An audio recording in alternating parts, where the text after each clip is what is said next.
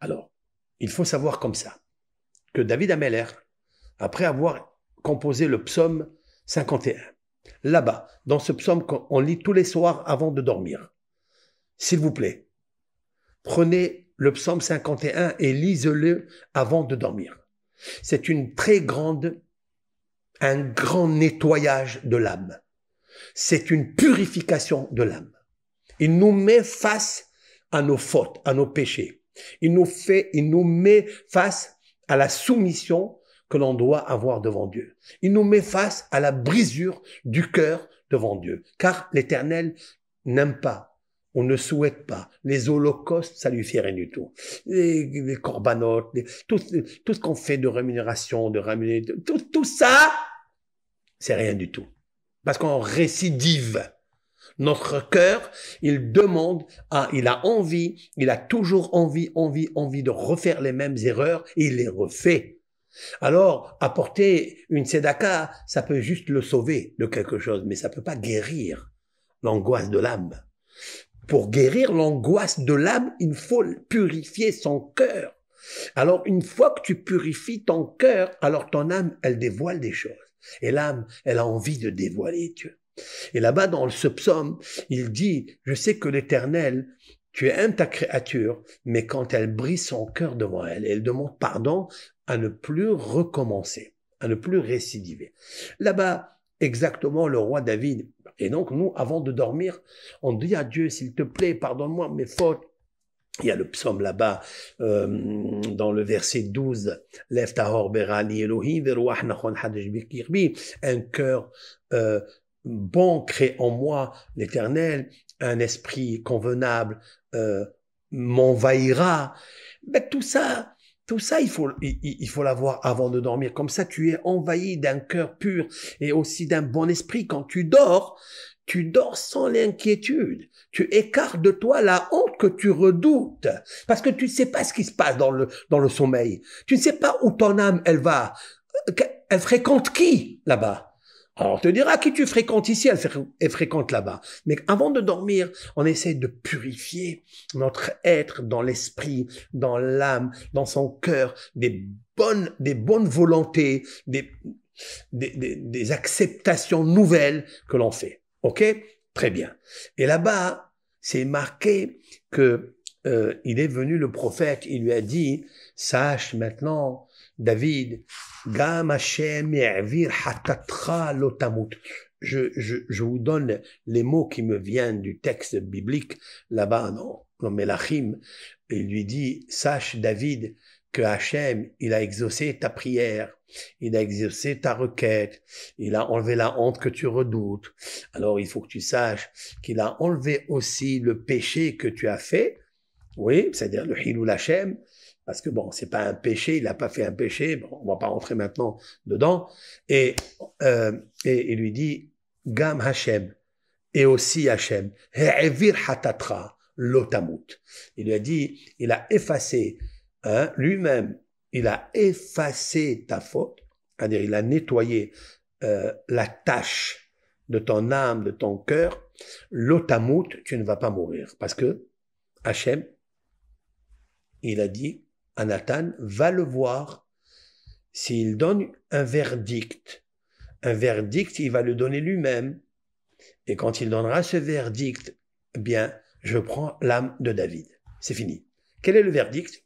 C'est que Nathan, il lui dit, écoute, s'il y a un homme richissime, qui a beaucoup de brebis, beaucoup de moutons, beaucoup de génisses, beaucoup de vaches, beaucoup de taureaux, il est rempli. Et le voisin à côté, qui est son voisin, il a juste une petite bichette, une petite biche, un petit agneau. Oui. Qu'est-ce que fait le riche? Il veut faire un repas, il a invité des gens, il va chez le voisin, il prend son agneau, il l'égorge, il fait un kebab, il fait un méchoui, et il a invité sa famille ou bien ses amis. Quel est le mal qu'il a fait, cet homme-là? Le roi David, il dit, Ben Mavetou, il est le fils de la mort. Ça veut dire, il ne mérite pas de vivre. Comme ça, il répond David. Et Nathan Hanavi lui a dit, tu sais qui est cet homme-là? C'est toi. C'est toi cet homme. Mais pourquoi? Il dit parce que toi, peux avoir 18 femmes, tu peux avoir 1000 concubines. Tu es parti chercher la femme du voisin, la petite bichette. Vraiment. Vraiment. C'est ça. Donc, c'est toi qui as dit que cet homme-là qui a fait cette erreur, cette chose exécrable, abominable, c'est toi qui as donné le verdict. Eh c'est toi qui as dit qu'il n'est pas vivable, il n'est pas viable, il n'a pas le droit de vivre. Eh ben, c'est toi. Qu'est-ce que fait David? Il déchire ses vêtements. Il dit non, moi je n'ai rien fait. Hachem, tu sais ce que j'ai fait. Et il s'est défendu. Et puis, à la fin, il dit, ah bon, tu es en train de, tu acceptes pas, la faute, tu acceptes pas. Et maintenant que tu as dit ça, ben tu vas voir. Alors David a dit, hatati. Il dit, j'ai fauté. Cherche pas avec Dieu, cherche pas à le tromper ou à l'entourlouper. Dieu en l'entourloupe pas, même si tu es David. Même si tu as gagné Goliath, tu es un héros, tu es un homme fort, tu as des astuces, tu as tout ce que tu veux. Mais devant Dieu, tu peux rien faire. Bimkom amishpat, shama onesh ve'achet. Je répéterai tout au long du cours cette phrase que j'ai apprise de Nachmanide dans cette section. Bimkom hamishpat, sham ha'onesh ve'achet. Là où il y a la justice, là-bas se trouve le péché et la punition. Il faut savoir ça. Ça, cette phrase-là, il faut se l'imprimer, il faut se l'imbiber, il faut vivre avec. Là où il y a la justice, là-bas, dans cette place, il y a le het et le onesh. Sachez-le ça. Il n'y a aucune justice de Dieu qui arrive par hasard. Tout est à la place bimkom à het et à onesh. C'est-à-dire de la faute. Et David Amelech, il a dit hatati. Alors bon, c'était pas facile pour David parce que un verdict, lorsque tu dis cet homme n'a pas le droit de vivre, alors il faut savoir que c'est difficile d'enlever ces verdicts-là. C'est marqué dans le Zohar Kadosh que ce qui est sorti de la bouche de David, il s'est gravé dans le trône divin. Va effacer ce qu'il y a dans le trône divin. C'est-à-dire il y a un tribunal céleste avec des accusateurs, avec des juges implacables, sans commettre la moindre iniquité. Va enlever le mauvais décret. Va. David Amelech, il s'est mis à jeûner, à veiller toutes les nuits. Il n'a pas voulu que son nom dans le ciel, il s'efface. Parce que vous savez très bien que David Amelech, c'est le 4e pied du carreau céleste dans la mystique juive. David Amelech, il y a Avraham, Yitzhak et Yaakov. 1, 2, 3. Voilà ma table. Elle a 4 pieds. Et David Amelech, c'est le 4e pied. Hachem, il a dit, c'est fini. La table, elle va rester avec 3 pieds. Elle va rester bancale. Elle pourra pas tenir sur... Voilà. Elle pourra pas tenir. C'est fini. David Amelech, il a dit maintenant, je vais essayer de laver cette tâche.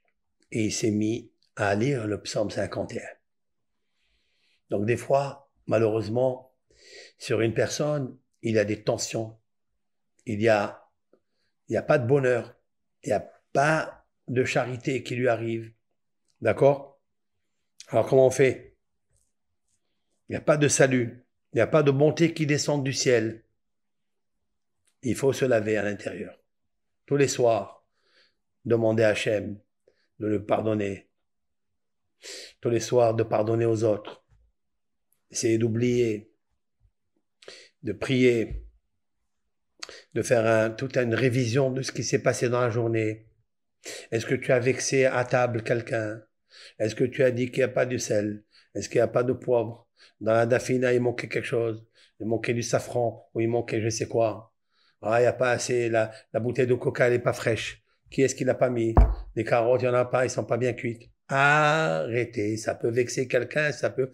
Alors, le soir, tu demandes pardon à tout le monde, et tu vas dormir. Tu dois dormir avec une âme pure.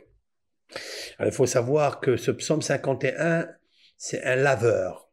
C'est une machine à laver, mais qui te fait un lavage complètement quand tu es dans la compréhension du texte. Quand le texte, il te saisit, quand tu le sens à l'intérieur de toi. Tu vois qu'il vibre à l'intérieur de toi. Ça marche. Ça marche. David Amelech, il lui a dit l'ange par Nathan Hanavi, il lui a dit, sache, Gam Hashem ya'vir hatatra lo tamut. Le même Nathan Hanavi qui lui a dit, c'est toi qui as créé le verdict, c'est toi qui ne mérites pas de vivre, c'est le même qui est revenu et qui lui a dit, l'Éternel, il t'a pardonné, tu vas pas mourir. Et là, lorsqu'il a entendu ça, David Ameler, il s'est mis à chanter, il a pris Alléluia, Alléluia Bekocho, c'est le psaume 150. Le psaume 150, il a dit louange, et il termine avec le nom Alléluia, ça veut dire il remercie Dieu.